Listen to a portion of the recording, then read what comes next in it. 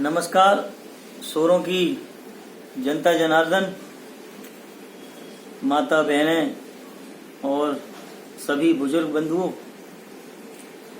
आज संज्ञान में आया है कि आदरणीय भानुमती जी चेयरमैन नगर पालिका परिषद सोरों द्वारा एक पर्चा शहर में चिपकाया गया है।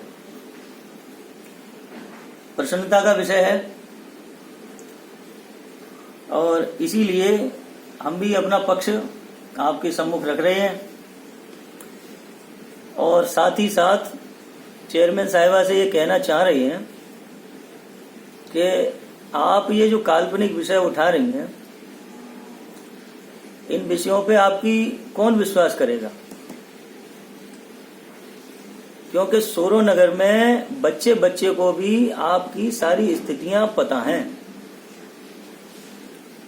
तुम्हारे बोलने से ऐसे कुछ होगा नहीं, क्योंकि सबको पता है कि ठेका कर्मचारी घोटाले को उजागर करने की जब से हमने बात करी है तब से आपकी स्थिति डोली हुई है।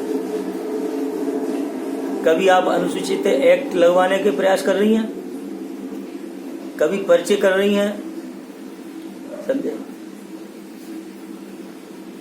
आप ये बताइए कि वायरल वेतन पत्र घूम रहा है, उसमें सबूत हैं कि ठेका कर्मचारी घोटाला आप कर रही हैं परिवार के बच्चों के नाम पे, अपने घर के कर्मचारियों के नाम पे। उस पर तो आपको सफाई देते नहीं बनता है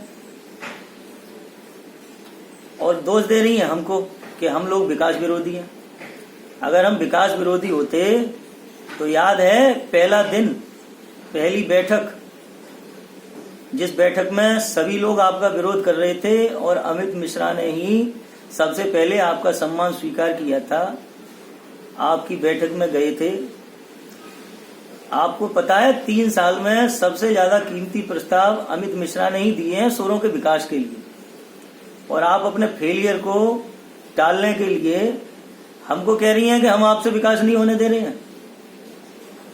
आप इसको विकास कह रही हैं कि मावस पूर्णमासी पे जो बेचारे गरीब फड़ी लगा लेते हैं, उन फड़ी वालों से अवैध रूप से उगाई करा लेती हो, ये विकास है आपका। वो बेचारा जिसने आपके लिए वोट मांगे, खोखे वाला, जिसने आपके लिए सपोर्ट किया और इतने 3 साल से जो दुकान लगाता था और हर महीने आपको बिना रसीद के पैसे दे के आता था, उस व्यक्ति जिससे हमारा कोई परिचय नहीं था, समझे, और वो रो रहा था, तो हमने उसकी आवाज उठाई कि भैया इसको कोरोना काल में रोजगार करने दो। उसके माध्यम से हम जो है कब्जा कर रहे हैं, पैसे आप लोग ही और कब्जा हम कर रहे हैं, है? और वहां जो है उजागर जिस देव स्थान की पूजा करके आपकी छोटी बहन जी आई थी, उसको आप कह रही हो वो आप ही नहीं बनवा रही थी। कुछ बात करें तो सबूतों के साथ करें। हमारे पास सबूत हैं कि आप घोटाला कर रही हैं, आप भ्रष्टाचार कर रही हैं। आप कुछ ऐसी बात करें तो करें, काल्पनिक मुद्दे उठाने से कुछ नहीं होगा।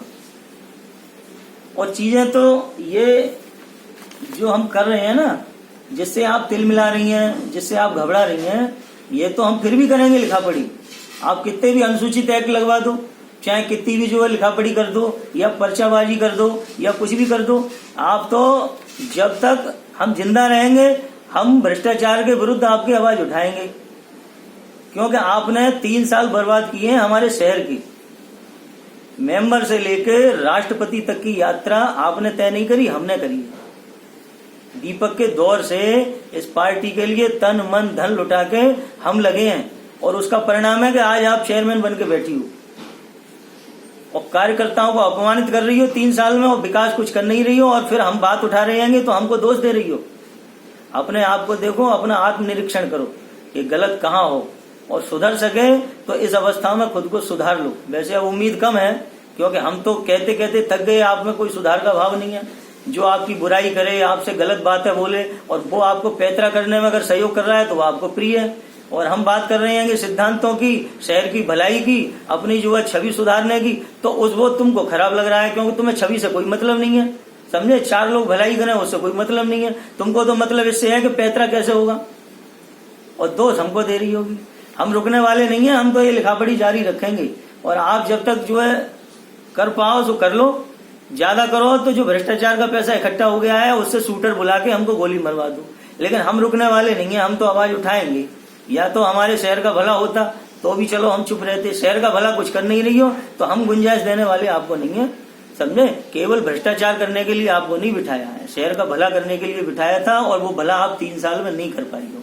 अब बातें मत बनाओ, अपनी गलती को हमारे खोपड़े पे मत फोड़ो, सीधी बात है ये। धन्यवाद।